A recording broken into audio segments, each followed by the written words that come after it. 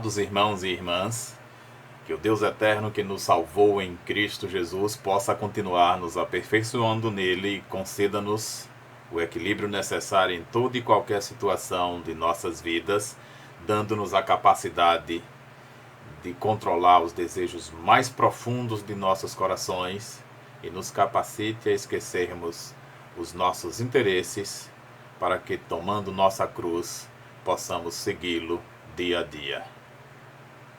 Nesse pequeno estudo nós vamos tentar compreender como, a partir de uma mudança de caráter produzida em todos aqueles que foram batizados pelo Espírito Santo, passam a ter o controle sobre os desejos mais profundos de seus corações. Nosso tema é o domínio do coração. 2 Timóteo capítulo 1, versículo 7 nos diz: porque Deus não nos tem dado espírito de covardia, mas de poder, de amor e de moderação. Uma outra versão da Bíblia na linguagem de hoje nos diz assim o mesmo texto: porque o espírito que Deus nos deu não nos torna fracos, ao contrário, o seu espírito nos enche de poder e de amor e nos dá domínio próprio. Todos nós temos a experiência de que realmente nossa carne é fraca. Isto é, a tendência de nossa natureza terrena é sempre para o mal, para o comodismo, para a lascívia, etc.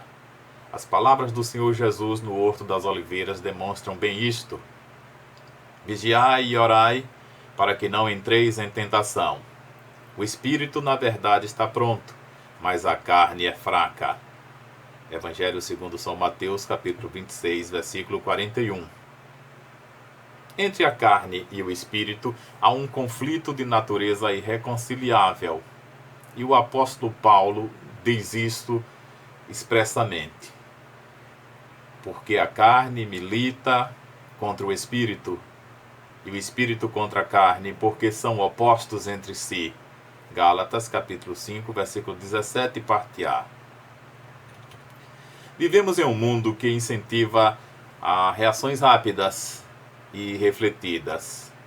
Primeiro você faz, depois pensa. O lema é: não se preocupe com o que vão falar ou pensar, apenas faça. A satisfação dos desejos é primordial. Você não deve se privar de um desejo do seu coração. Uma simples observação da situação moral do mundo nos levará a ver que tal filosofia de vida é uma tragédia para a sociedade e para o indivíduo. Este estudo mostra o quanto o nosso coração é enganoso e, por isso, precisamos nos esforçar para controlar nossas vontades.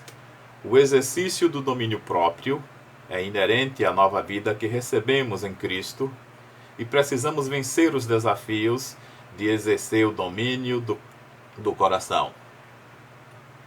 A expressão domínio próprio possui em sua origem os seguintes significados: autodomínio, controle, prudência, temperança. Essa expressão tem a ideia de refrear-se de fazer alguma coisa. Literalmente, a expressão significa conservar o espírito dentro de limites. Me lembra a história de Daniel e seus companheiros. Quando Nabucodonosor, rei da Babilônia, tomou Jerusalém em 606 a.C., ele conduziu uma leva de judeus para a Babilônia. Lá, ele desejava utilizar alguns jovens nos diversos ofícios do palácio. Mandou Aspenais, que era o chefe dos seus eunucos, escolher alguns jovens qualificados física e intelectualmente e que os preparasse para o serviço real. Assim, Daniel e seus companheiros revelaram um forte domínio próprio diante das exigências reais. Eu queria destacar 3 aspectos dessa história de Daniel. O primeiro diz: o domínio próprio é uma atitude que requer coragem e determinação. Daniel e seus companheiros estiveram diante de um grande dilema: dizer sim ou não aos convites e desafios da vida babilônica. O versículo 8 do capítulo 1 do livro de Daniel declara: resolveu Daniel não se contaminar. Esta demonstração de autocontrole revela a coragem e determinação deste jovem. Daniel e seus companheiros estavam dispostos a servir a Babilônia, a homenagear Nabucodonosor e a cooperar para o progresso daquela região.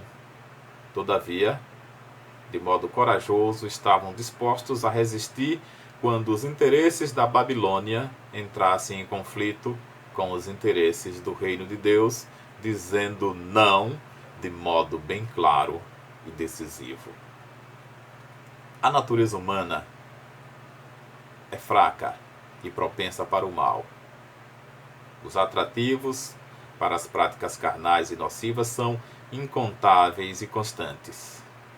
Só com muita coragem e confiança em Deus é possível alguém vencer estes desafios.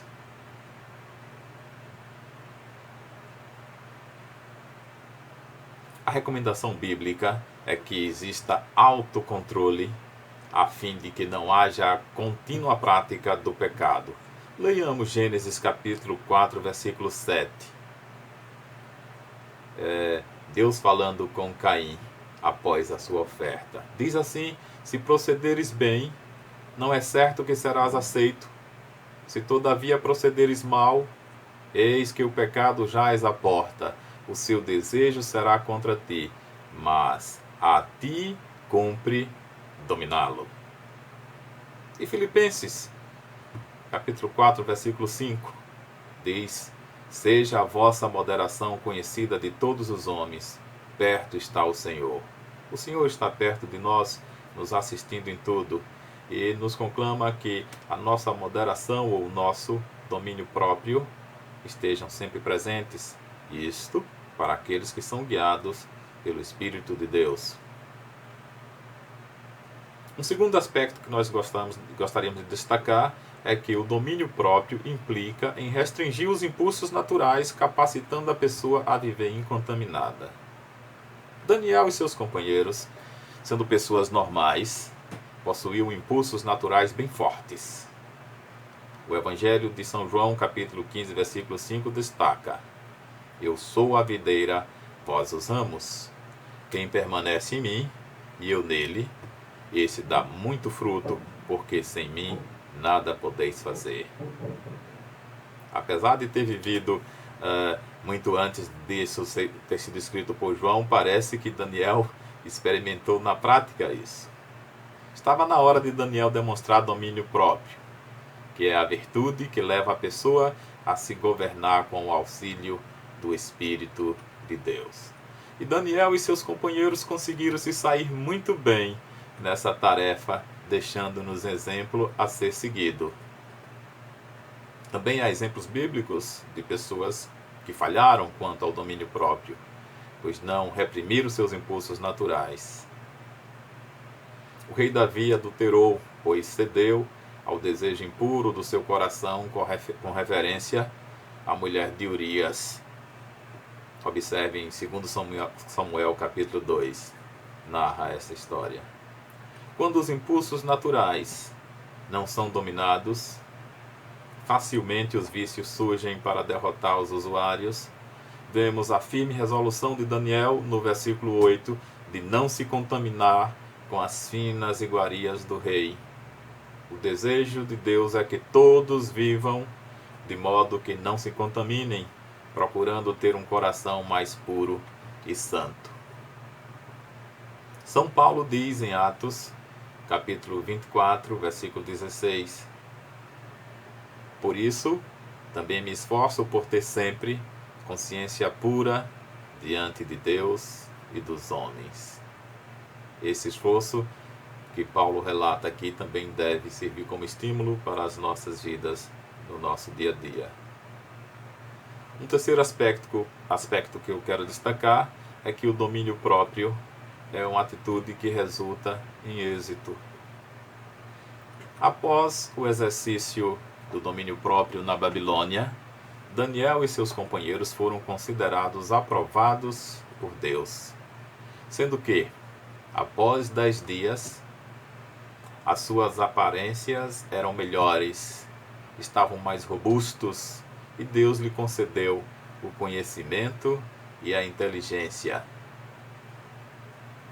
O rei achou 10 vezes mais doutos do que os magos que haviam em todo o seu reino. No versículo 20 nós encontramos isso.